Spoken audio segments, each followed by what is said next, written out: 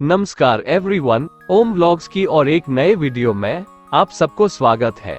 आज की वीडियो में आप सबको ले जाएंगे देवभूमि उत्तराखंड बद्रीनाथ धाम में।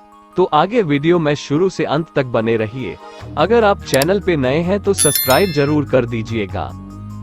बद्रीनाथ सबसे प्रसिद्ध मंदिरों में से एक है। इसके साथ कई पौराणिक कथाएं जुड़ी हुई हैं। एक पौराणिक कथा के अनुसार भगवान विष्णु ने इसी स्थान पर कठोर प्रायश्चित किया था। अपने गहन ध्यान के दौरान वे मौसम की गंभीर परिस्थितियों से अनजान थे। उसे सूरज की चिलचिलाती गर्मी से बचाने के लिए उसकी पत्नी देवी लक्ष्मी ने बद्री के पेड़ का रूप धारण किया और उसके ऊपर फैल गई। यह देखकर भगवान विष्णु उसकी भक्ति से प्रसन्न हुए और इसलिए उन्होंने उस स्थान का नाम उसके नाम पर रखा, बद्रीनाथ। एक अन्य कथा में कहा गया है कि भगवान शिव और देवी पार्वती एक बार बद्रीनाथ में तपस्या कर रहे थे। तभी भगवान विष्णु एक छोटे लड़के के रूप में आए और जोर से रोने से उन्हें बाधित कर दिया। ये सुनकर देवी पार्वती ने उनसे उनके शोकाकुल व्यवहार का कारण पूछा, तो उन्होंने उत्तर दिया कि वह बद्रीनाथ में ध्यान करना चाहते हैं। शिव और पार्वती भेष में भगवान नारायण की खोज करने पर बद्रीनाथ को छोड़कर केदारनाथ चले गए। बद्रीनाथ धाम धर्म के दो पुत्रों नर और नारायण की कहानी से भी संबंधित है, जो पवित्र हिमालय के बीच अपना आश्रम स्थापित करना चाहते थे और अपने धार्मिक आधार का विस्तार करना चाहते थे। पौराणिक कहानी के अनुसार अपने आश्रम के लिए एक उपयुक्त स्थान खोजने की खोज के दौरान उन्होंने पंच बद्री के 4 स्थलों अर्थात ध्यान बद्री, योग बद्री, वृद्ध बद्री और भविष्य बद्री की खोज की। अंत में वे एक ऐसे स्थान पर पहुंचे जहां अलकनंदा नदी के पीछे 2 आकर्षक ठंडे और गर्म झरने थे। इस स्थान को पाकर वे अत्यंत प्रसन्न हुए और इस प्रकार उन्होंने इस स्थान का नाम बद्री विशाल रखा। इस प्रकार बद्रीनाथ अस्तित्व में आया।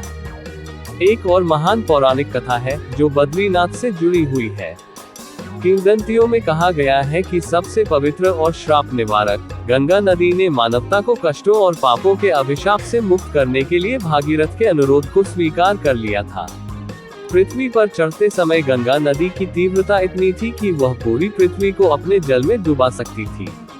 इस तरह के असहनीय परिणामों से पृथ्वी को मुक्त करने के लिए भगवान शिव ने उसे अपने बालों में धारण किया और अंततः गंगा नदी 12 पवित्र नदियों में विभाजित हो गई और अलकनंदा नदी, जो पवित्र बद्रीनाथ मंदिर से होकर बहती है, उनमें से एक थी। प्राचीन ग्रंथ भगवान विष्णु के इस निवास को बहुत उच्च सम्मान देते हैं, जिसमें कहा गया है, स्वर्ग, पृथ्वी और दुनिया में तीर्थ के कई स्थान हैं, लेकिन बद्री के समान कोई नहीं था और न ही होगा। 3133 मीटर की ऊंचाई पर यह अलकनंदा नदी के किनारे अपने समृद्ध अतीत के साथ गर्व से खड़ा है।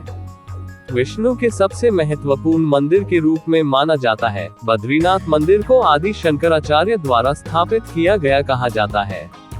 उन्होंने भगवान बद्री की शालिग्राम मूर्ति को अलकनंदा के पानी में विसर्जित पाया और उसे तप्त कुंड के पास एक गुफा में स्थापित किया। 16वीं शताब्दी में एक गढ़वाल राजा ने भगवान की मूर्ति रखने के लिए एक मंदिर बनवाया था। वर्तमान संरचना हिमस्खलन और भूकंप के कारण हुई क्षति के कारण मंदिर के बहुत सारे जीर्णोद्धार का परिणाम है। नर, नारायण, नारद, गणेश, गरुड़ और कुबेर जैसे अन्य देवताओं की मूर्तियों से घिरे एक ध्यान मुद्रा में बैठे काले पत्थर की मूर्ति में भगवान विष्णु की पूजा की जाती है। सर्दी के मौसम में भगवान बद्री की मूर्ति को पांडुकेश्वर चमोली जिले के योगध्यान बद्री में स्थानांतरित कर दिया जाता है। बद्रीनाथ में लगभग पूरे वर्ष ठंडा मौसम रहता है। इस जगह की यात्रा का पीक सीजन मई से जून और सितंबर से अक्टूबर के बीच है। मानसून के मौसम की शुरुआत के साथ बद्रीनाथ में भारी वर्षा और तापमान में गिरावट देखी जाती है। भारी बर्फबारी के कारण यहाँ सर्दियाँ बेहद ठंडी होती है। ज्यादातर सर्दियों में तापमान उप शून्य स्तर को छू जाता है, जिससे जलवायु बहुत अधिक ठंडी हो जाती है। इसलिए गर्मी का मौसम इस जगह की यात्रा के लिए आदर्श समय है। बद्रीनाथ हवाई जहाज से यात्रा। जॉली ग्रांट हवाई अड्डा ऋषिकेश रोड, देहरादून, गंगोत्री का निकटतम हवाई अड्डा है। कोई कैब किराए पर ले सकता है या यहाँ से बस प्राप्त कर सकता है। ट्रेन से यात्रा। हरिद्वार और देहरादून के लिए नियमित रेलगाड़ियां वर्ष के हर समय उपलब्ध रहती हैं। कोई कैब किराए पर ले सकता है या यहाँ से बस प्राप्त कर सकता है। बस से यात्रा। बद्रीनाथ उत्तराखंड के महत्वपूर्ण स्थलों से मोटर योग्य सड़कों से अच्छी तरह से जुड़ा हुआ है। Thanks for watching my videos and please like, comment, share, subscribe my channel and press the bell icon.